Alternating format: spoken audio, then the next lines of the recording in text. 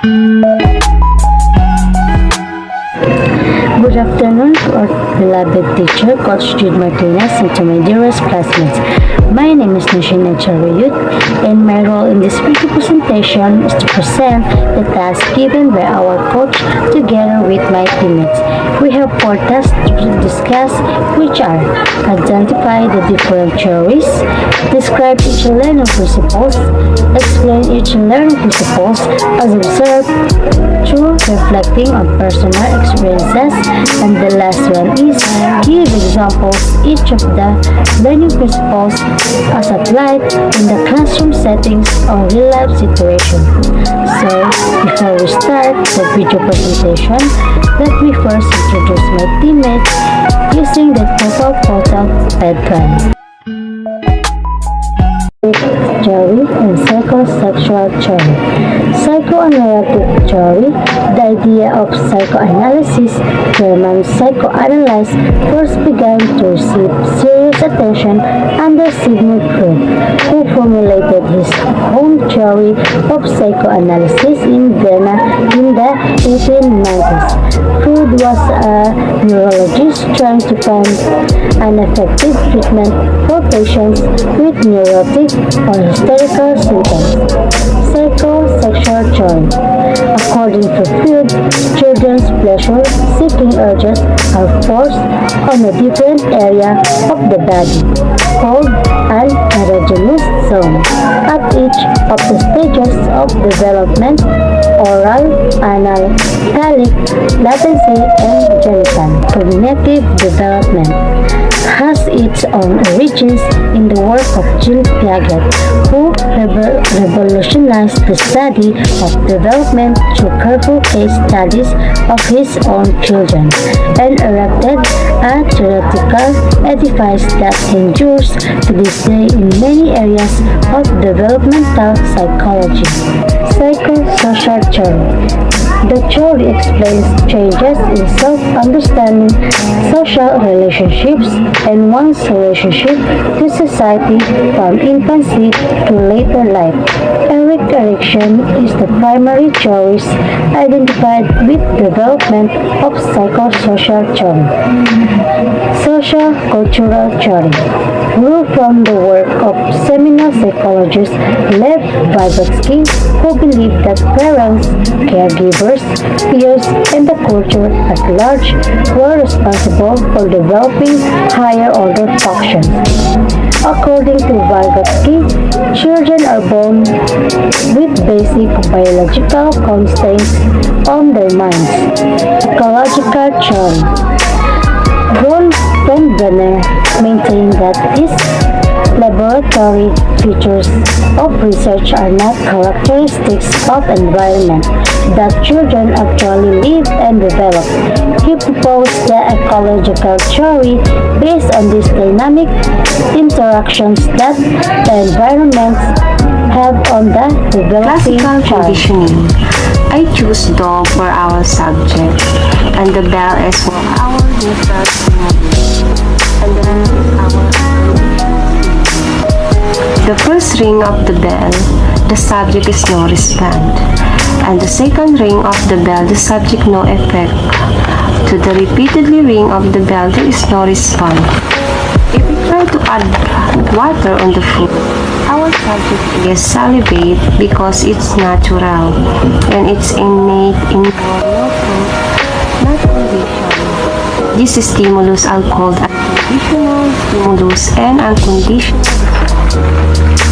Operant conditioning, a type of associative learning process through which the strength of a behavior is modified by reinforcement or punishment. The fact or component of operant conditioning are two types: the reinforcement reward and punishment. When lab rat press a lever when daylight is on, he receives that's a reward. It increases a behavior that's called reinforcement.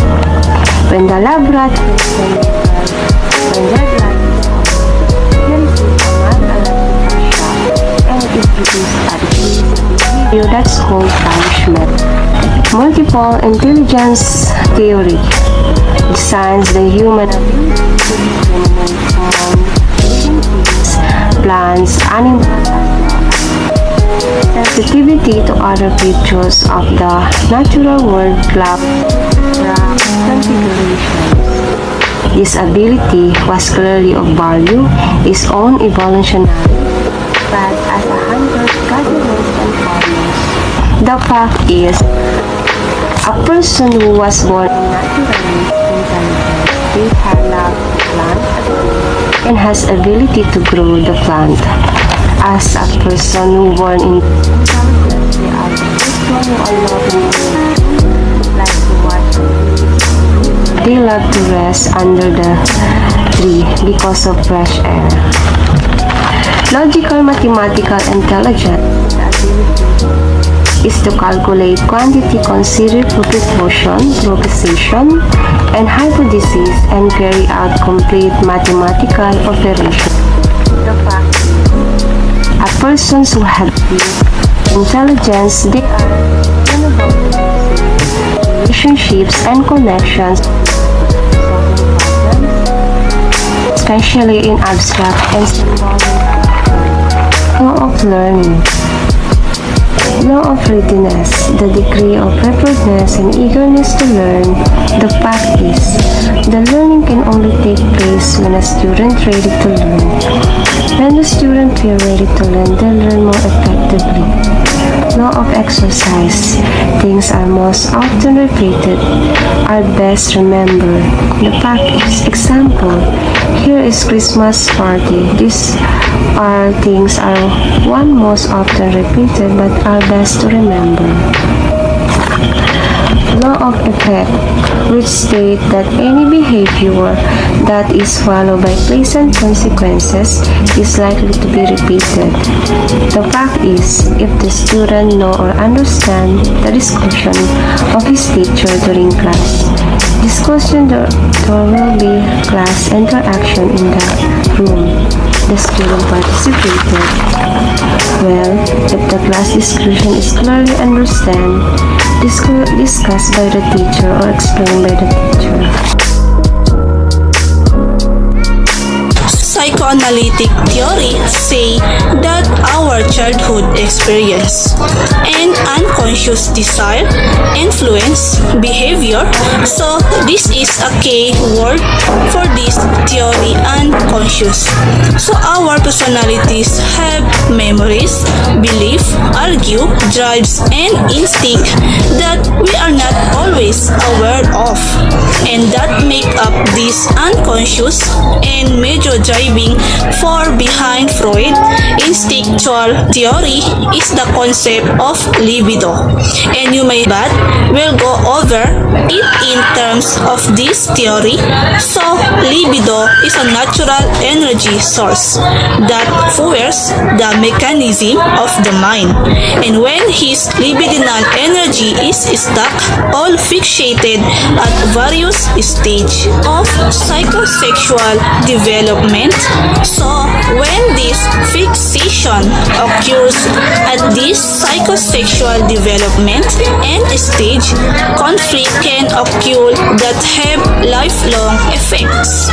So fixation at a particular stage is what predicts adults' personality. According to this theory, for example, someone fixated at the oral stage, which is actually the first stage in psychosexual development, might have oral personality characteristic like being overly talkative or having a smoking habit when they grow up. So Freud breaks down those mental structure that I was talking about into the three parts, and those the three level of awareness. So those three parts of awareness, which is conscious, conscious, pre-conscious, and unconscious. Conscious, which includes everything you are aware of at a given moment, like thought, feelings, and memories. And pre-conscious contain materials that can be easily brought to awareness. And unconscious contain repressed ideas and image, as well as primitive desire and impulse that never allow to enter the conscious mind. And personality is made up of three components of the mind that are in a constant conflict, which is ID, ego, superego. ID, which is pleasure principle by primary process thinking, and ego, reality principle by secondary process thinking, and superego, moral compass and ideal components of conscience. And here are the 5 stages of psychosexual development. First, oral stage, and second, anal stage, third, phallic stage, and fourth, fantasy stage is the latest stage, and number 5 is the genital stage. So, according to Freud, a person goes through the sequence of these 5 stages, and along the way, there are needs to be met. Whether these needs are met or not determines whether the person will develop a healthy personality or not. The theory is quite interesting for many because Freud identified specific erogenous zones for each stage of development. These are specific pleasure areas that become focal points. For the particular stage, if needs are not along the area of fixation, of course, as an adult, the person will now manifest behaviors related to this erogenous zone. Number 1 is oral stage. From birth to 18 months, the erogenous zone is the mouth during the oral stage. The child is focused on oral pleasure like sucking too much or too little satisfaction can lead to an oral fixation or oral personality, which is an increased focus on oral activities. This type of personality may be oral alcohol or overreact. It may also lead to oral aggressiveness that is with a tendency to bite his or her nails or use coarse words or even gossip. As a result, this person may become too dependent on others, easily fooled, and lack leadership traits. On the other hand, they may also fight this tendency and become pessimistic and aggressive is relating with people. And the second one is the anal stage from 18 months to 3 years. The child focus of pleasure in this stage is the anus. The child find satisfaction in eliminating and retaining face through society expectation, particularly the parents. The child needs to work on toilet training. Let us remember that between 1 year and a half to 3 years, the child's favorite words might be no. Therefore, a struggle might exist in the toilet training when the child retains face. When asked to eliminate, all may choose to defecate. When asked to hoard, for some reason, in terms of personality fixation, during this stage can result to being anal retentive and to obsessed with cleanliness, perfection, and control, all anal impulsive, where the person may become messy and disorganized. Third one is the phallic stage from age 3 to 6. During the preschool age, children become interested in what makes boys and girls different. Preschool, where sometimes be seen funding their genitals. Freud studies led him to believe that during this stage, boys develop unconscious sexual desire for their mother. Boys then see their father as a rival for her mother affection. Boys may fear that their father will punish them for this feeling. This feeling comprise what Freud called adipose complex. May also have a similar experience developing unconscious sexual attraction towards their father. This is what referred to use the Electra complex. And the fourth one is the latency stage from age 6 to puberty. It's during this stage that sexual urge remain depressed. The children focus in the acquisition of physical and academic skills. Boys usually relate more with boys and girls with girl during this stage. And the last one is the genital stage. From puberty onwards, this stage of psychosexual development begins at the start of puberty, when sexual urge are once again awake. In the early stage, adolescents focus their sexual urge towards the opposite sex peers, with the pressure centered on the psychosexual development.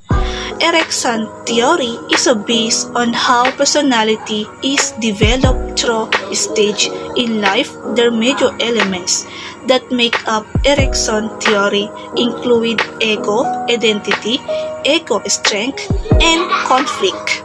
Ego identity is developed by human interaction and how an individual becomes more conscious of themselves and their surrounding. Ego strength deals with an individual becoming competent in different area in life. By becoming competent in life, they feel more important. Erikson believed everyone at same point or another will go through a conflict in other lives.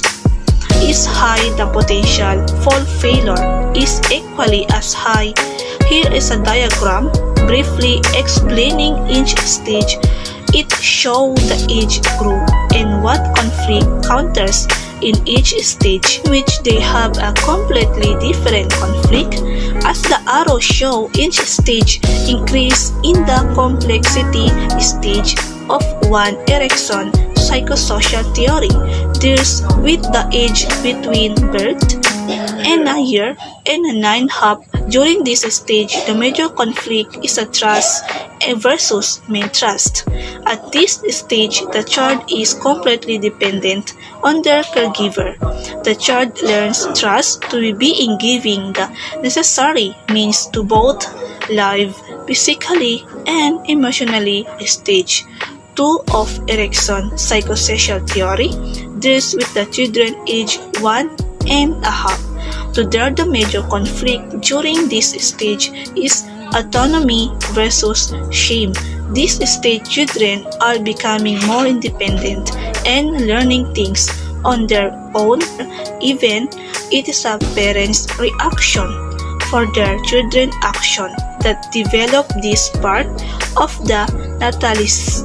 The parents need to be patient and encouraging in order for the parents need to be patient and encouraging in order for their child to develop properly in this stage. Stage 3 of Erikson theory. The 3 stage of Erikson psychosocial theory development deals with age 3 to 6. The major conflict in this stage in initiative versus guilty. These are considered the play age for children where their imagination grow. They begin to mimic and mirror what they see. They also learn morality. When they do something wrong, they can now expect a punishment. This is how they are taught guilty stage. The 4 of Erikson theory deals with age 6 to 12. The major conflict of this stage is industry versus inferiority. This is the age where children spend more time with their peers and teacher than with their parents. This causes them to have a much bigger influence on them. This is considered their entrance to life where they are becoming very independent. They become inferior in this stage if they do not succeed socially stage. And the 5 Erikson theory deals with the age 12 to 18. The major conflict of this stage is identify versus role confusion. In this stage, people pull away from the influence of their peers and teacher and start determining their own identities. This is when people go through puberty. So, there is a large change at this point in their lives as well. And the stage 6 deals with age 18 to 35. The major conflict of this stage is into being intimacy versus isolation. During this time, a person begins to settle and want to start a family. After times, failing to find a romantic activity versus self-absorption. In this stage, the two biggest responsibilities to a person are their career and their children. Stage 8 deals with the age 55 to death. The major conflict of this stage is integrity versus despair. This stage is about life reflection, and that's the social culture theory. Social cultural theory emphasizes that social interaction is significant in the development of human cognition. The environment of the child greatly influences now in what they think. It plays a central role in the process of meaning making. So what does social cultural theory mean? An individual learns what the help of person who is slightly advanced then. So the main point of this theory is where a person is the process of learning or she will easily learn, especially with the guidance of a person who is slightly advanced in them. Further understanding this theory, it is important to know the process, how it works, which is presented in the zone of proximal development. This process refers to the difference between what learner can do without help and what he or she can achieve with guidance and encouragement from a skilled partner. The term of proximal refers to those skills that the learner is close to mastering. It is believed that children wear both black sleep, therefore several things are new to them. That is why a acknowledged and skilled person will greatly help them achieve growth and development within the learner.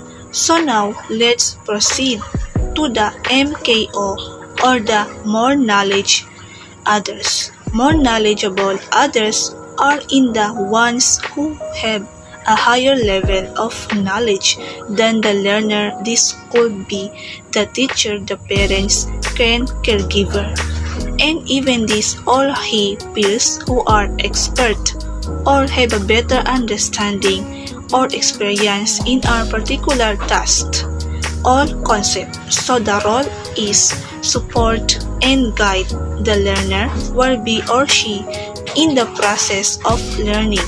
So in the classroom setting, teacher may first assess students who mean their current skill level, such as their strength and weakness, as well as what they lack in and needs improvement. Or what is scaffolding? A scaffolding is a variety of instructional techniques used to move students toward a stronger understanding and ultimately independence in the process of learning.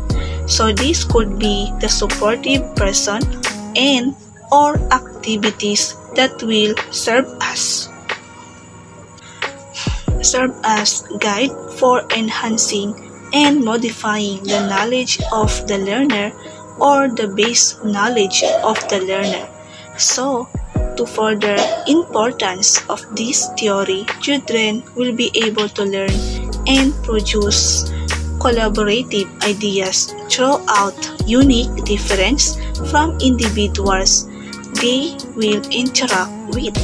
So, the importance of this theory is that the children will be able to learn and produce collaborative ideas through unique difference from individuals they will be interact with through the help and guide task and learning experience. Their understanding of complexity and knowledge to perceive things are being expanded. Vygotsky believed that throughout playing and imagining children were able to further strengthen their conceptual abilities and knowledge of the world. So, to sum it all up, the theory emphasized the significant role of social interaction in acquiring new concepts and improving the prior knowledge of child language, serve as medium in molding behavior throughout environmental factors such as culture, practice, and practice that influence the way they think, the way they are act, and process their learning. Always remember that to be able to successfully make a child have and always remember and always remember that to able to successfully make a child have a sophisticated knowledge, guidance in the basic and the simple action and task during the early stage plays a significant theme. Next, to describe of each learning principle of ecological theory by Bronfenbrenner. Ecological theory, I really like to use this theory as a model as we go throughout the course because it really is just such a good way of getting people to think about how complicated human development is. People often want really simple answer to complicated questions like why people do drugs well. You know, if there was one reason why people did drugs, we would have solved that problem by now. Clearly, there is a much more complicated answer, and it's going to be different reason for different people. And so that where this theory comes in, it helps us to think about the different type of influence on human behavior. The idea behind Bronfenbrenner's theory is that it's a bunch of layers. You start with the person in the middle, and from there we go to the more immediately context and then out to the bigger pictures. So, in the middle, we have the individual, their age, their sex, Do they have any special needs? Anything like that, but then we got to ones usually listed as the first level of his theory, which is the microsystem. And there are your immediately environment. So for a child, this would be the microsystem, and they are your immediately environment. So for a child, this could be their social, their peers, or their family. Who do they live with or interact with, and what is their relationship with those people? Do they have supportive teacher? Is the parents feeling stressed out by money? Are the parents fighting in the child being bullied? And so on. And then for adults, your microsystem might include your job or this class or the place where you live. From there we go to your mesosystem, which is not really clear defined in the graphic, but the mesosystem is just the relationship between your microsystem. So for a child, for example, it might be the relationship between family and school. And next, the ecosystem gets a little more complicated. This now alike between two settings. One is one that you have an immediate role in, and one is setting that you don't. So for parents, maybe it's the relationship between the parents' job and the kids' school. And then financially, we have your macro system, which is the large social and cultural context. So this can be American culture, but of course that does not one monolithic culture. So we can also talk about the culture of religious group or military culture, or the culture of very urban versus rural areas. We can also look at broad your macro system, which is the larger social and cultural context. So this can be American culture, but of course that's not one monolithic culture. So we can also talk about the culture of a religious group or military culture, or the culture of very urban versus rural areas. We can also look at broad social contexts such as the country political climate. And then finally, just to move. And then finally, just to make this whole thing more complicated, we have this chronosystem. The chronosystem has to do with the role of time, part of the relate to when events occur in a person's life. For example, we can talk about how people are typically affected by becoming parents. So that's the social ecology Classical theory. conditioning is a type of learning that had a major influence on the school of thought in psychology known as behaviorism. It discovered by Ivan Pavlov, a Russian psychologist. According to him, classical conditioning is a learning process that occurs through associations between an environmental stimulus and a natural occurring stimulus. It also involves placing a neutral signal before a naturally occurring reflex. So, according to a classic experiment of Pavlov's with the dogs, the neutral signal here was the sound of a tone, and the naturally occurring reflex, it was the salivating in the response to food. By associating the neutral stimulus with environmental stimulus, the sound of the tone alone could produce the salivation response. So, here are the stages of Pavlov's classical conditioning. Number 1. Before conditioning. It happens when the unconditioned stimulus and unconditioned response come into play. So, So, this is the natural response that wasn't taught. Number 2, during conditioning, it begins to happen when it associates the neutral stimulus with the unconditioned response. Number 3, after conditioning, once you've learned to associate the conditioned stimulus with the unconditioned response, it becomes the conditioned response.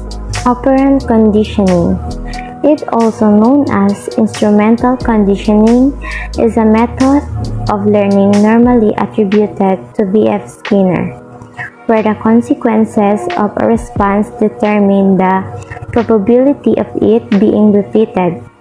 Through the operant conditioning, behavior which is reinforced will likely be repeated, and behavior which is punished will occur less frequently.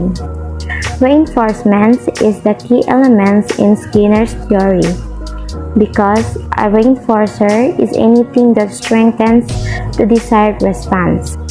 It could be verbal praise, a good grade school, or a feeling increased accomplishment or satisfaction. Operant conditioning has been widely applied in clinical settings, as well as teach and instructional development. These are the principles in operant conditioning. Number 1, behavior. This is positively reinforced will reoccur. Intermittent reinforcements in particularly effective. Number 2, information should be presented in small amounts so that response can be reinforced or shaping. Number 3, reinforcements will generalize across similar stimuli or stimulus generalization, producing secondary conditioning. Multiple intelligence by Howard Gardner. According to him, this theory of multiple intelligence proposes that people are not born with all of the intelligence they will ever have, and also this theory challenged the traditional notion that there is one single type of intelligence, sometimes known as G, for general intelligence, that only focuses on cognitive abilities. To broaden this notion of intelligence, he introduced 8 different types of intelligence consisting of linguistic, logical or mathematical, spatial, bodily kinesthetic, musical, interpersonal, and naturalist. Linguistic intelligence. It deals with sensitivity to the spoken and written language, ability to learn language, and capacity to use language to accomplish certain goals. Logical mathematical intelligence. It refers to the capacity to analyze problems, logically carry out mathematical operations, and investigate issues scientifically.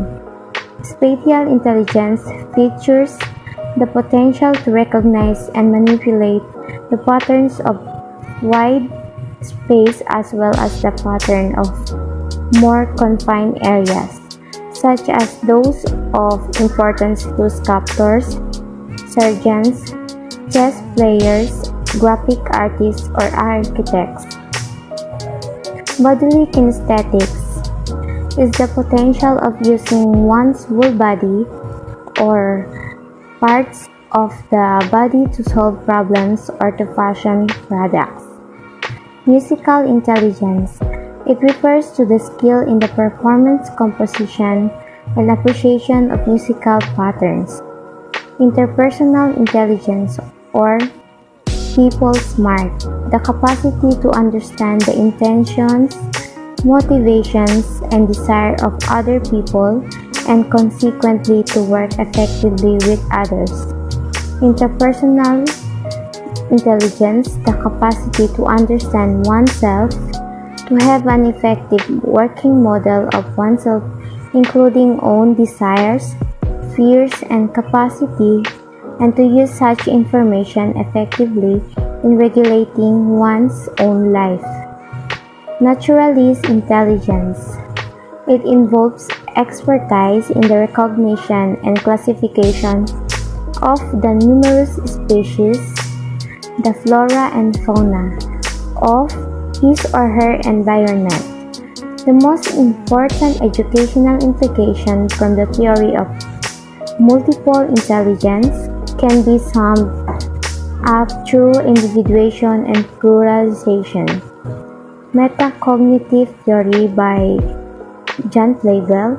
Metacognition is a theory of knowledge that is interested in how humans can actively monitor and regulate their own thoughts processes. According to Flavel, the theory's founder, some people are more capable of control over their minds than others. It differs from cognition in the following ways.